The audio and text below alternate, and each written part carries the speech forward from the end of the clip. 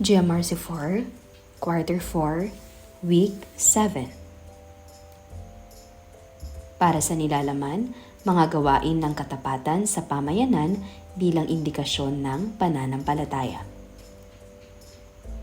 Ang birtud ng katapatan bilang tanda ng pananampalataya. Pagpapatibay ng katapatan sa salita at gawa.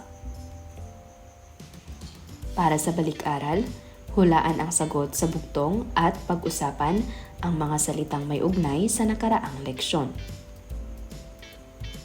Sa ating ekolohiya, sila ay napakahalaga. Makikita sa kapaligiran, sa gubat, dagat o sapa. Kapag kinakailangan, buhay nila ay ibibigay. Subalit sa iba, sila ay walang saysay. Ano ang tamang sagot? Mahusay, mga hayop. Ano ang pangunahing hakbang na dapat sundin upang matiyak ang tamang nutrisyon at kalusugan ng mga alagang hayop? Paano makakatulong ang regular na pag-check up at tamang kalinisan sa kalusugan ng mga hayop at pag-iwas sa mga sakit?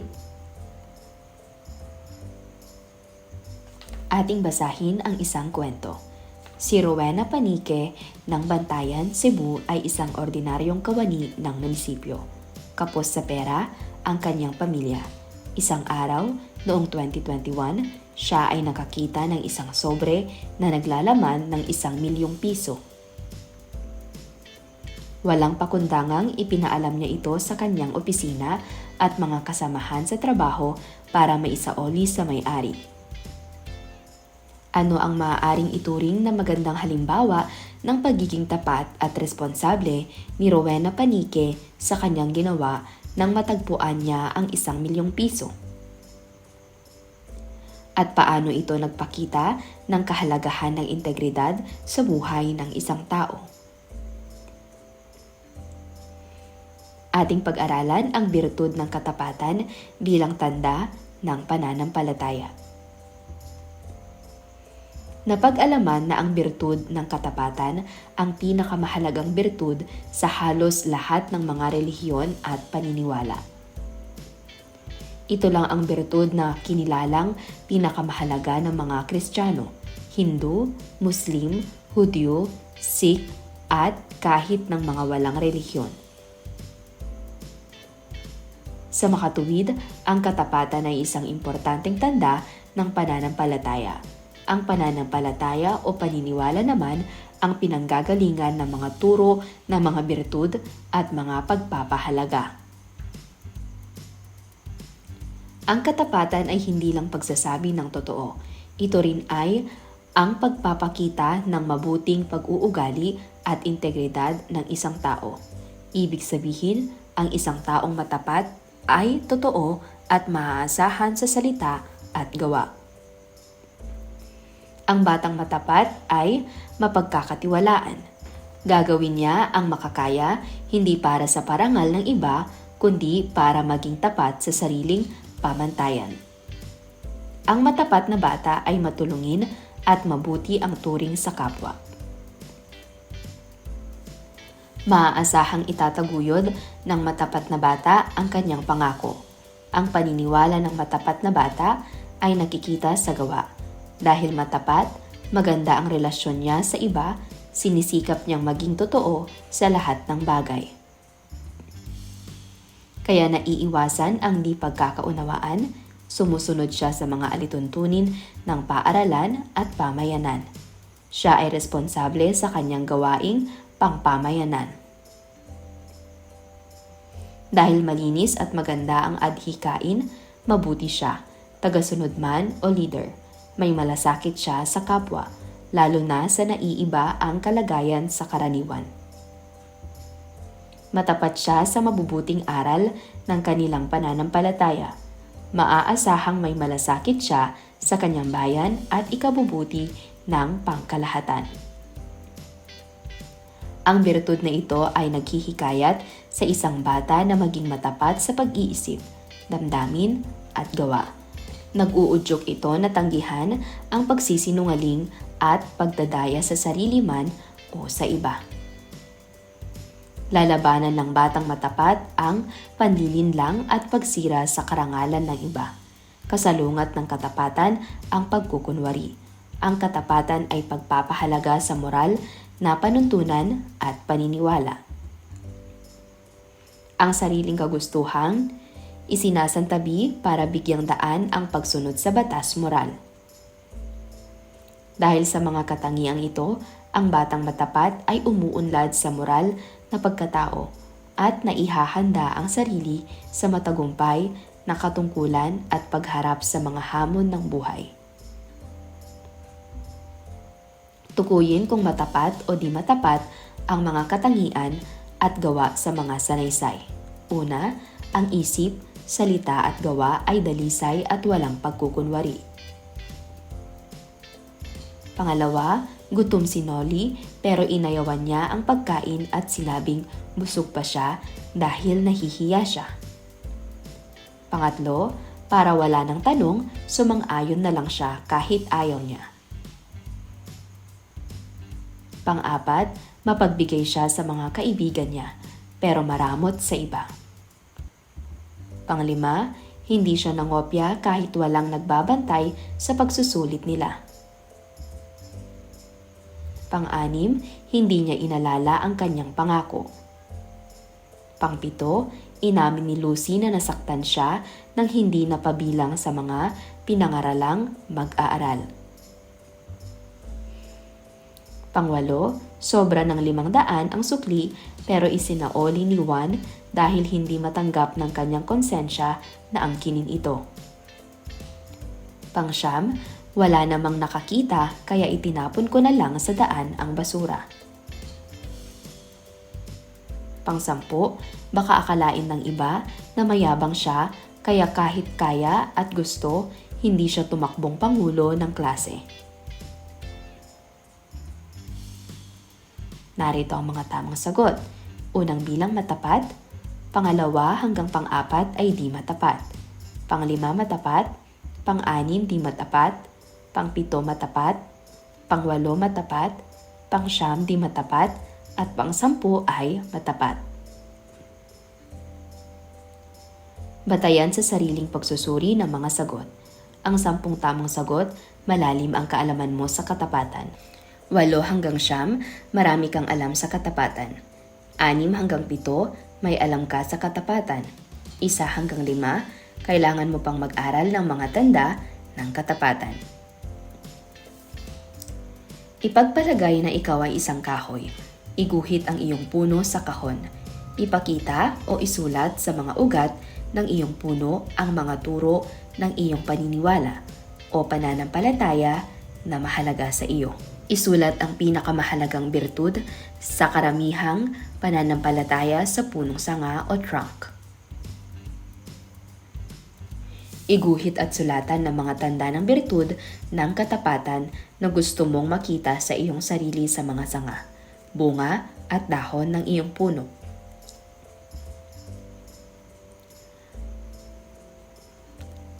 Ang pamagat ay ang punong kahoy ko.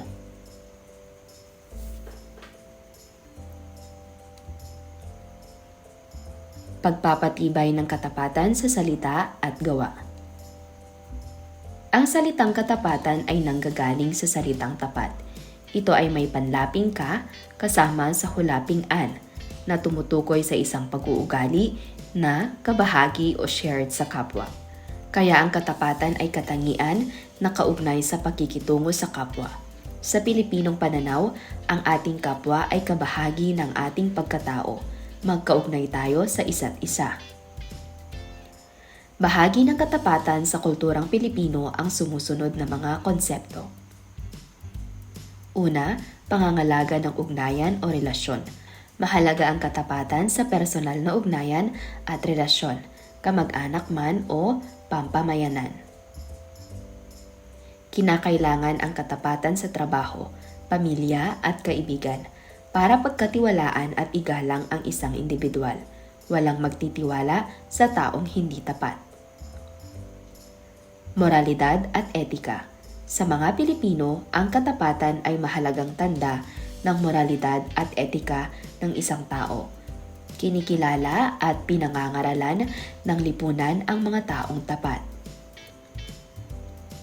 Ang katapatan ay batayan ng antas ng moralidad ng isang tao. Nasyonalismo o patriotismo at pagmamahal sa bayan. Sa kulturang Pilipino, ang katapatan ay hindi limitado sa personal na ugnayan. Nakikita rin ito sa pagmamahal sa bayan. Ang bayan ang malawakang pamayanan na kinabibilangan ng individual. Ang pagiging tapat sa kapwa ay unang makikita sa pagtupad ng tungkulin sa kapwa Pilipino. Patunay ito ng katapatan. Pang-apat, kapayapaan at katarungan. Nakikita ang katapatan sa pagiging makatarungan at pagsusumikap na makamtan ang kapayapaan. Nauugnay ito sa pagtupad sa batas, paggalang sa karapatan ng iba at pagsulong sa adhikain na naglalayong makamit ang kaginhawaan, kaayusan at katahimikan ng lipunan. Panglima, tapat na katiwala ng kalikasan. Kung may magandang adhikain para sa kapwa at sa bayan, nahihimok ang individual na pangalagaan ang kalikasan. Pang-anim, pagmamahal sa Diyos. Ang katapatan sa Diyos ay naipapakita sa pagmamahal sa kapwa, pagkikilahok sa pamayanan at pagsusumikap sa pag-unlad ng bayang kinabibilangan. Punan ang mga kulang na letra para mabuo ang mga magkakaugnay sa birtud at katangian. Buuin mula sa letrang pinuno. Batay sa mga letrang ito, buuin ang pangunahing birtud na nag-uugnay at nagtataguyod ng mga konsepto at katangiang ito.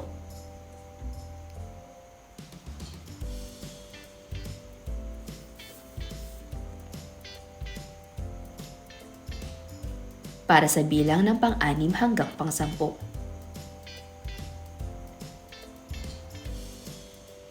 Narito ang mga tamang sagot: kapayapaan, makabayan, katarungan, moralidad, Pilipino, katiwala, napakatapang, kalikasan, pamayanan, at ang nabuong salita ay katapatan. Itugma ang mga salita sa kaliwa sa nauugnay na gawa sa kanan ukol sa katapatan. Isulat ang tamang letra sa espasyong linaan. Narito ang mga salita. Una, moralidad. Pangalawa, makatarungan. Para sa mga gawa, A. Pagsusumikap sa ikabubuti ng kapwa. B. Batayan ng tamang desisyon at aksyon. K. Matiwatsay, pamumuhay at may pagkakasundo-sundo. D. Pagtanggol sa naapi at pagkakapantay-pantay. E. Handang ipagtanggol ang bayan. G. Maalaga sa mga halaman at hayop. H. Masinop sa paggamit ng likas na yaman. I. Paniniwala at pakikipag-ugnay sa Diyos. L. Kahalubilo at kaugnayan sa lugar at tirahan.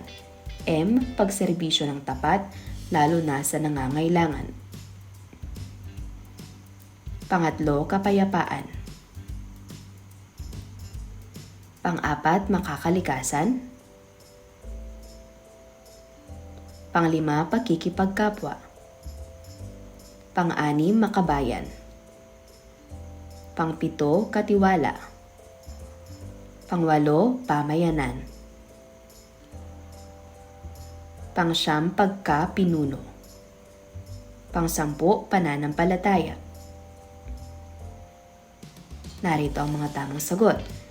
Unang bilang B, pangalawa D, pangatlo K, pang-apat G, panglima A, pang-anim E, pang-pito H, pang-walo L, pang-siyam M, pang-sampu I. Kung ako ay matapat. Kung ako ay matapat, ako ay patlang. Hahanap ng kapareha at ibabahagi sa kapareha ang sagot. Silang dalawa ay sasagot sa ikalawang salaysay. Kung siya o sila ang tao, mga taong naiisip na dapat maging matapat, sana ay patlang. Narito ang batayan sa pagmamarka.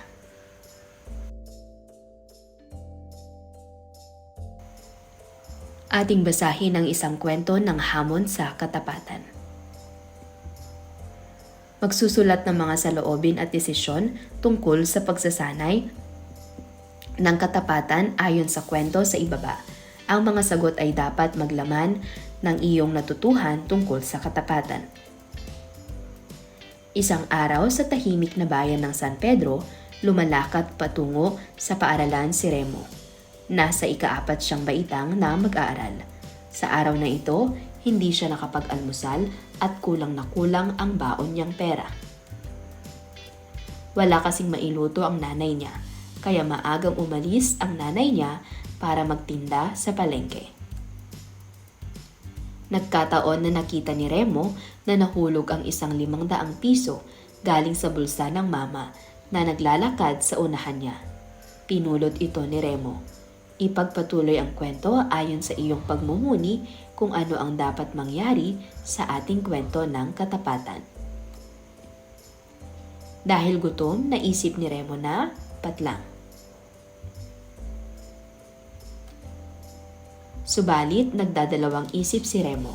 Kailangan ko ang pera ang nasa isip niya, pero dapat yata na isauli ko ito sa mama, naisip. Ano kaya ang maaalala ni Remo sa mga aralin sa GMRC? Ano kaya ang maiisip mo kung ikaw si Remo? Kung isasaoli ko ang pera ay patlang. Kung hindi ko naman ito isasaoli ay patlang. Tapusin ang kwento sa pagsalaysay kung ano ang gagawin mo kung ikaw si Remo. Kaya ang ginawa ni Remo ay patlang.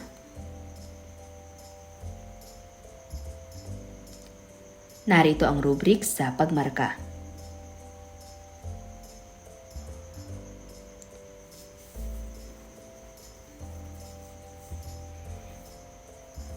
Para sa inyong pagsusulit, kantahin ang tula sa tono ng Leron-Leron Sinta.